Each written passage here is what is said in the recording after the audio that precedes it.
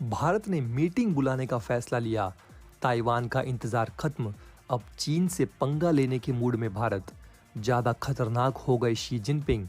भारत में आएगा भयंकर तूफान। तो दोस्तों, अगर किसी को लगता है कि द्वितीय विश्व युद्ध के बाद दुनिया की सारी परेशानियां खत्म हो गई हैं और अब लड़ने के लिए किसी के पास कोई मुद्दा नहीं है, तो ये बिल्कुल गलत है। अब भले ही थर्ड वर्ल्ड वॉर शुरू ना हुआ हो, लेकिन जगह जगह छोटी छोटी झड़पें अभी भी चल रही हैं। इन्हीं झड़पों में से एक का उदाहरण है चीन और ताइवान, जहां ताइवान पर अपना अधिकार जताता है चीन और ताइवान को खुद एक अलग और चीन से स्वतंत्र देश मानता है ताइवान। ऐसे में दुनिया की सुपर पावर कहा जाने वाला देश अमेरिका भी अपनी पूरी कोशिश करता रहता है कि समय समय पर वो चीन और ताइवान की इस लड़ाई के बीच में आग में घी डालता रहे। ऐसे में दोस्तों, भारत में एक कहावत है कि जो दूसरे के लिए गड्ढा खोदता है वो खुद भी उसी गड्ढे में गिर जाता है। ये कहावत चीन पर बेहतर बैठती है, लेकिन इस जड़मती देश को ये छोटी सी बात अगर समझ में आ जाती तो सीमा विवाद छोड़िए, आज ये कम्युनिस्ट राष्ट्र भी ना होता। लेकिन नहीं, अड़ाओ टांग, करो नौटंकी, और जब भारत जैसे देश हौंक दे तो संसार भर में नैतिकता का राग रोते फिरो। इस वीडियो में आज हम जानेंगे कि कैसे चीन का दांव उसी पर भारी पड़ गया और कैसे भारत ने लंका लंका करने वाले चीन की ताइवान में ही लंका लगा दी। तो दोस्तों, हाल ही में हमने देखा कि कैसे चीन द्वारा श्रीलंका के हम्बनटोटा बंदरगाह के माध्यम से गुप्तचरी यानी जासूसी करने के कुटिल प्रयासों के चलते भारत ने पूरी तरह ध्वस्त कर दिया चीन के प्रयासों को। लेकिन कहानी तो वहां से बस शुरू हुई थी। ऐसे में लंबे समय तक चले विवाद और काफी नानुकुर के बाद अंत में चीनी जहाज युआन वांग 5 दक्षिणी श्रीलंका के हम्बनटोटा बंदरगाह पहुंचा। चीन ने सोचा तो होगा कि वो इस जहाज के माध्यम से भारत की जासूसी करेगा, लेकिन उसका हर दाव उल्टा पड़ गया और भारत ने चीन को ऐसा मजा चखाया कि उसका जहाज दुम दबाकर भागने तक विवश हो गया। ऐसे में दोस्तों, हाल ही में भारत ने ताइवान स्ट्रेट के सैन्यकरण पर सवाल उठाते हुए उस पर दुनिया के सामने चर्चा करने की मांग की। अब आप सोच रहे होंगे कि इसमें बात क्या है खास। असल में शुक्रवार को भारत ने ताइवान स्ट्रेट में हालात को बदलने के लिए एक तरफा कार्रवाई से बचने की चेतावनी दी थी और कहा था कि क्षेत्र में शांति और स्थिरता बनाए रखने के लिए प्रयास किए जाने चाहिए। इस पर भारत के विदेश मंत्रालय के प्रवक्ता अरिंदम बागची ने कहा था कि कई दूरी देशों की तरह भारत भी हाल के घटनाक्रमों से चिंतित है। हम क्षेत्र में संयम बरतने, हालात को बदलने के लिए एक तरफा कार्रवाई से बचने, तनाव कम करने और शांति और स्थिरता बनाए रखने के प्रयासों का स्वागत करते हैं। लेकिन इस पर भारत ने चीन का खुलकर विरोध किया। अब भारत वो देश है जो खुलकर कभी भी ताइवान के पक्ष में बोलने से बचता रहा है, लेकिन यहाँ उसने साफ तौर पर ताइवान स्ट्रेट में चीन द्वारा उग्रवाद को बढ़ावा देने के विरुद्ध अपना विरोध भी जताया है। यहाँ तक कि साफ तौर पर यह भी स्वीकार किया है कि ताइवान एक स्वायत्त देश है और चीन कृपया अपनी गुंडई से बाज आ जाए। अगर ऐसा नहीं होता तो ताइवान का विदेश मंत्रालय भारत का आभार क्यों जताता। तो दोस्तों, ताइवान के आधिकारिक बयान के अनुसार ताइवान की सरकार अमेरिका, जापान और भारत सहित समान विचारधारा वाले देशों के साथ गहरी दोस्ती, संचार और आपस में मेल बनाए रखते हुए अपनी आत्मरक्षा क्षमताओं को बढ़ाना जारी रखेगी, ताकि संयुक्त रूप से नियम आधारित अंतर्राष्ट्रीय व्यवस्था को बनाए रखा जा सके और ताइवान स्ट्रेट की सुरक्षा और हिंद प्रशांत क्षेत्र में शांति, स्थिरता और समृद्धि मजबूत हो सके।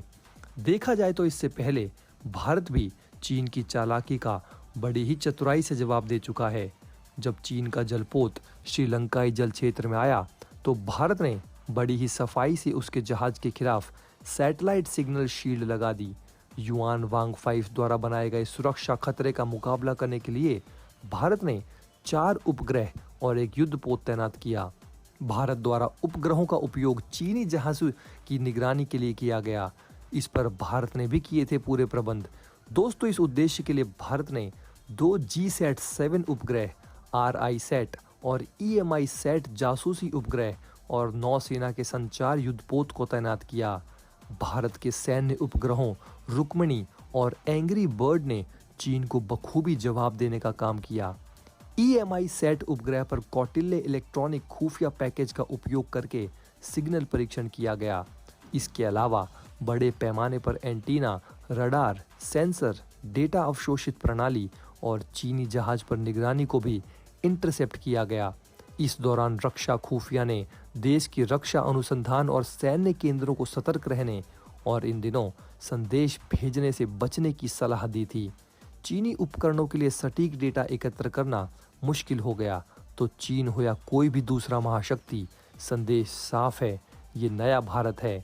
अगर बुरी नज़र से देखोगे तो घर में घुसेगा ही नहीं, दौड़ा दौड़ा कर मारेगा और ज़रूरी पड़ने पर आपका तंदूरी फ्राई भी करेगा। आगे आपकी इच्छा और आपकी साम्राज्यवादी सोच। तो दोस्तों, आपकी इस बारे में क्या राय है? आपको क्या लगता है? आप हमें कमेंट बॉक्स में कमेंट करके ज़रूर बताइए। आइए दोस्तों, अब दूसरी खबर की तरफ चलते हैं। तो दोस्तों, दुनिया के कई हिस्सों में पिछले हफ्ते बहुत से दिलचस्प नज़ारे दिखाई दिए हैं। भारत की राजनीति हो, दीपावली का उत्सव हो या दीपावली के दिन ब्रिटेन में एक हिंदू ऋषि सुनक का प्रधानमंत्री बनना हो, लेकिन इन सब के बीच जो एक चौंकाने वाला नज़ारा दिखाई दिया वो चीन से था। चीनी कम्युनिस्ट पार्टी के कांग्रेस या अधिवेशन में ये अधिवेशन चीनी कम्युनिस्ट पार्टी का नया नेतृत्व चुनना था। यही नेतृत्व चीन की सरकार होता है। पुरानी परंपराओं और नियमों को ताक पर रखकर इस बार शी जिनपिंग को तीसरी बार पार्टी का महासचिव और देश का सर्वोच्च नेता चुन लिया गया। माना जा रहा है कि अब जिनपिंग कम से कम 10 साल के लिए और अगर वो चाहें तो जिंदगी भर के लिए चीन की सत्ता पर काबिज रह सकते हैं। लेकिन देखने लायक नज़ारा ये नहीं था। नज़ारा था महासचिव के चुनाव से ठीक पहले पूर्व राष्ट्रपति हू जिनताओ के साथ हुआ व्यवहार। बैठक शुरू होने से पहले ही हू को राष्ट्रपति शी जिनपिंग के बगल वाली सीट दी गई थी और बाकायदा वहां बैठे भी थे। वहां आसपास बैठे सभी लोगों के सामने एक लाल फोल्डर रखा था जिसके भीतर कुछ कागजात थे। हू जिनताओ ने अचानक अपने सामने का फोल्डर खोलकर उसमें से कागज निकाले और पढ़ने लगे। यहीं जैसे कुछ अनहोनी हो गई। उनके बाईं ओर बैठे ली जानशू ने उनके हाथ से कागज झपटकर वापस फोल्डर में रख दिए। ली जानशू पार्टी में तीसरे नंबर के नेता थे जो इस कांग्रेस के बाद रिटायर हो रहे थे। हू जिनताओ को शायद बात समझ में नहीं आई और उन्होंने फिर वो कागज पढ़ने की कोशिश की, लेकिन जानशू भी डटे रहे और हू जिनताओ का हाथ पकड़कर बंद फोल्डर के ऊपर ही टिकाते रहे। जिसके बाद राष्ट्रपति शी जिनपिंग ने कुछ ही सेकंड ये खींचतान देखी और फिर किसी को इशारा किया। बरसों से हू जिनताओ के साथ तैनात एक अंगरक्षक पास आया और शी ने उसे कुछ कहा। इसके बाद हू जिनताओ को बकायदा उठाकर बैठक से बाहर ले जाया गया। साफ दिख रहा था कि वो जाना नहीं चाहते थे। उन्होंने शी जिनपिंग से भी कुछ कहने की कोशिश की और उसके बाद लाइन में आगे बैठे अनेक नेताओं से भी, लेकिन एक ने तबीयत खराब होने की वजह से नहीं देखा। मीटिंग छोड़कर चले गए। पार्टी की तरफ से एक बयान आया है कि ये नज़ारा पूरी दुनिया ने तो देखा, लेकिन चीन के भीतर ये खबर कहीं नहीं आई, ना अखबारों में ना टीवी पे। चीन के प्रमुख अखबार ग्लोबल टाइम्स ने खबर ये छापी कि चीन में विदेशी निवेश बढ़ाने के लिए सरकार ने बहुआयामी सुधारों के ऐलान किए हैं, लेकिन बाकी दुनिया के लोग इस वक्त चीन की राजनीति और अर्थनीति दोनों को ही काफ़ी शंका के साथ देख रहे थे। यानी ये दोस्तों, अब कितनी बार और कितने समय तक पद पर बने रह सकते हैं शी जिनपिंग, इस पर अब कोई पाबंदी नहीं रह गई है। तो दोस्तों, इस पर उन्होंने 2 तरह के लक्ष्य सामने रखे हैं। पहला, 2035 तक चीन को विकासशील देशों की कतार से निकालकर एक ऐसा देश बनाना जिसमें आम जनता गरीब नहीं बल्कि मध्य वर्गीय हो, यानी उसकी आमदनी दुनिया के पैमानों पर अमीर देशों के मिडिल क्लास जैसी हो। साथ ही चीन की सेना का आधुनिकीकरण भी 2035 तक ही करके वो चीन को एक आधुनिक साम्यवादी शक्ति के रूप में सामने रखना चाहते हैं। साथ ही दोस्तों, भारत को चीन से लड़ने के लिए अब हर मोर्चे पर तैयार होना पड़ेगा ताकि कभी भी भारत उस पर वापस हमला कर सके। तो दोस्तों, इस पूरे मुद्दे के बारे में और उस पूरे मसले पर आपकी क्या राय है? आप हमें नीचे कमेंट बॉक्स में कमेंट करके ज़रूर बताइए।